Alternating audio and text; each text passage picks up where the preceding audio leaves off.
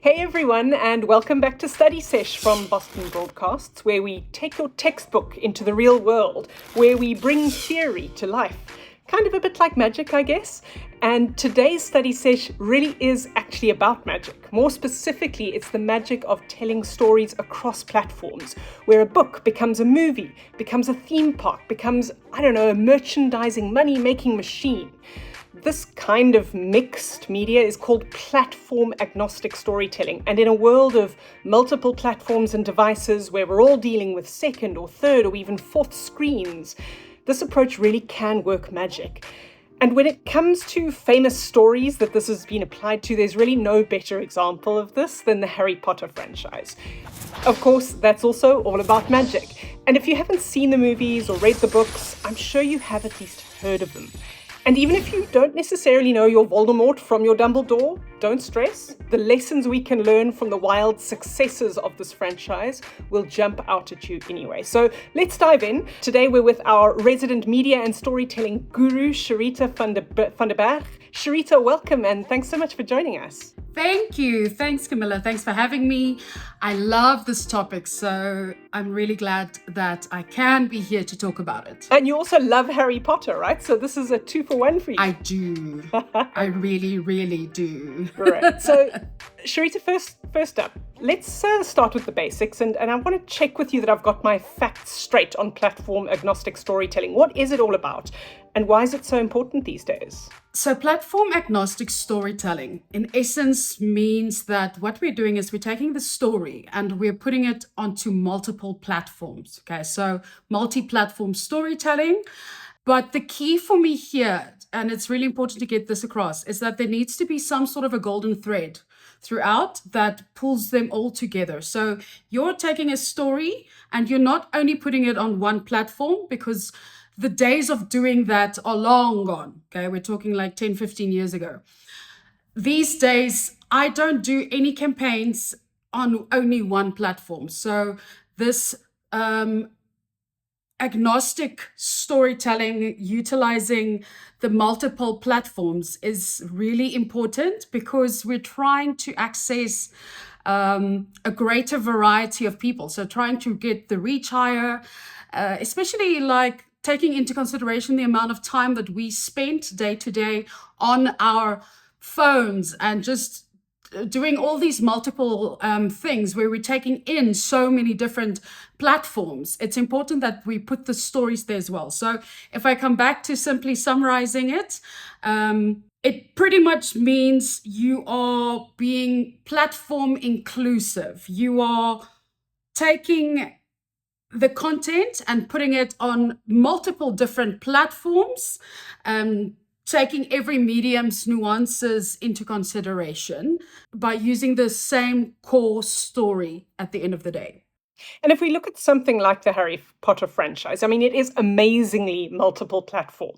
We're talking everything from books to podcasts to video games to social media, and the list goes on and on and on. How has this approach that the Potter brand has taken helped it over the years to build this, it almost seems like a super brand? I think it is a super brand. So it's quite an interesting one for me because of, if you look at how it started simply with the books, right? And then there were these books that came out. Obviously, then there was this movie deal. But then there was this other book that I also own that was a play, and then it became a play. So the great thing for me is it doesn't matter what you like or dislike. There's something for everyone. Whether you are more visual or whether you like listening, then there's the audiobooks, which I also listen to all the time. The games, which I also do play, yes. So what they've done, I think, is the biggest thing is they've kept expanding. So while they were still top of mind, okay, while people were still busy reading the books and it was getting hypes, the movies came out. While the movies were getting hypes, they started with the first game. And so it kept growing and growing. And then the merchandise stores opened in London, and there's these theme parks that open. So all of these are platforms. It's different platforms that, yes, some of it would be luck, right time, right place. But it's all about this innovative thinking, and that's a massive thing for me, is the innovative thinking. It's about never believing that your brand is only this big, that it can only be put on or placed on XYZ platforms. You must always be open to looking at how much further you can push it, especially while the traction is there. That's the big thing, is not letting people forget about you. While you have the traction, you take that traction, you expand it, which is exactly what they did with this Harry Potter franchise. So while people were still talking about it, they expanded it into this film and theater. And then they brought from there was this diversification into the merchandise that you could start buying. And from there was this innovative digital thinking into the games that we suddenly have. So it's pretty much just about what I think the reason is that they're doing so well is it's that keeping in mind your audiences, keeping in mind the value that they need, what they want at all times. Even, for instance, the fact that they took it and they translated it into so many different languages to make it globally available for people. It's also something that helped take it further. And I mean, now there's even talk about a series coming out. It's just about not giving up and remembering to keep going while you have the traction, and not letting that traction, kind of go down from a life cycle point of view. Of course, I mean, another one of the massive forces, I think, in the Potter media machine, if you will, is its social media presence and its fan communities. I mean, these communities, these networks, they really are starting to change the way that stories are being told, aren't they, as well as being heard? Very important. So I'm glad that you mentioned that. Social media plays a large role because social media changed the whole way that we take in information and what we want from information. And I mean, with social media, I can engage with my community directly, which is something big that we want from owned media, is that community. So we see if you wanted, all the platforms that are doing well from an owned media perspective has a community built in for their consumers. So you can talk to one another. There's a fan base. People can, like-minded individuals can keep this conversation going at all times. It's also a great place to put like story reels, for instance.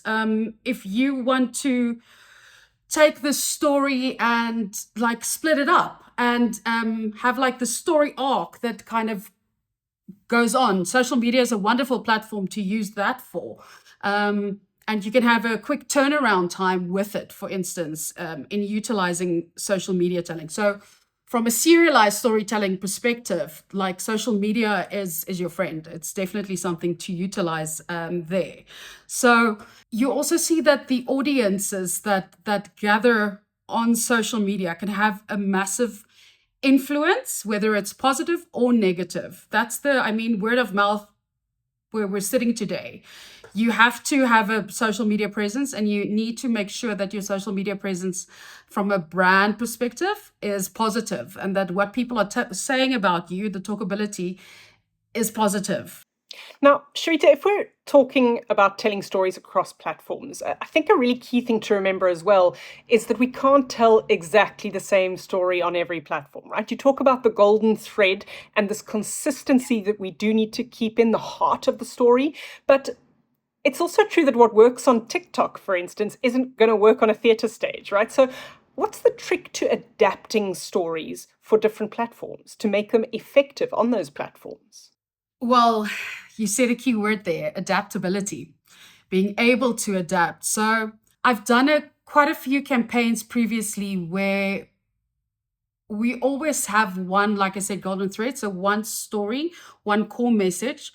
But the big thing is we take the audience into consideration. We take who we are talking to into consideration, whether you want to talk about socioeconomic measurements or listener survey measurements or whatever. We start there. We look at their age brackets. We look at their where they live. We take their interests, their hobbies, etc., into consideration. But then also you have to think about the actual platform, like you just said. If I want to put on a play, That same content I can't take and just go and put on radio, for instance, either, because radio is all about theater of the mind. So I have to create the story with using descriptive words, versus if I'm creating a series for TV, I don't need to be as descriptive because my visual elements are really important here. So the way that I'll script it and structure it is completely different, versus if I'm using specific influencers to push a certain message, I will need to personalize it to suit that influencer. Versus if it's a play, then we have to again take into consideration who we think is going to come and watch our play. How are we putting this play on for, let's say, an hour and a half and 2 hours, where people are just sitting looking at you in such a way that you are keeping me entertained, right? That's what we want at the end of the day from all of these mediums. Content is king, but context is queen. So it's always about remembering the context that you're taking into consideration. Along with the emotiveness, it doesn't matter which platform you're utilizing, as long as you keep in mind people need to feel something. That's why they are connecting or watching this thing or taking it in, because they want to connect on some level. So you need to find a way to connect with them from an emotive point of view. It's also important to keep in mind that what you will put out on mass media, so TV, print, or radio, will also be completely different, yes, to what you're putting out on like a TikTok, any social media platform, because social media platforms are made for you, personal, okay, made for one person, versus mass media that's made for the masses. So we can't personalize mass media as much as we can personalize, for instance, a TikTok. So that's something else just to keep in mind. So we are creating experiences. Each experience will be different. Each experience needs to engage with you as a listener in some form or another, and needs to resonate with you as a listener some way or another on the platforms. So that same story will need to be broken up, in essence, I guess, on different platforms to be, and then you need to think about whether you are disseminating the content or not. That's something else to take into consideration again then. I mean, so many lessons to be learned from Harry Potter, right? It's unbelievable. If we look at this Potterverse, the Harry Potter franchise, as the gold standard in platform-agnostic storytelling, in this cross-platform storytelling, I suppose, what do you think are the top lessons that we can learn from them as a brand? The first thing I think is keep in mind that they were very good at keeping the brand flowing and coming up with new things while you were still talking about them. So while we were still thinking about it top of mind, okay, so while there was still this awareness, they came out with the next thing. And then while we had awareness around that, they came out with another thing, and they kept innovating. So I think the biggest lesson for me here is consistency while you have your audience. So while you know that people are interested in you, keep the ball rolling. So don't let that momentum fall, in essence, if I can say that. So as soon as you've reached the maturity phase, that's what keeps happening here. As soon as they reach the maturity phase, I mean, technically it should be a decline from there, but they keep bringing out something new that I want to utilize or see, you know, like I'm not a game person, but I had to play the Harry Potter game because I'm such a fan. They're so good with the community, making sure everyone comes together, like on the Wizarding World platform. The first thing I did was to see what house I'm in, what Patronus I have, what type of wand I have. I've made everyone I know in my close family circle and friend circle take those tests so that I can see what they are. So it's that community once again, right? Also a big thing is co-creation of content. Which is what we found started to happen after the movies and the books and the play came out. The next couple of things that have been released and done is content that you are the co-creator of. And then obviously the theme park is a big one. I mean, I can't wait to go to this theme park one day.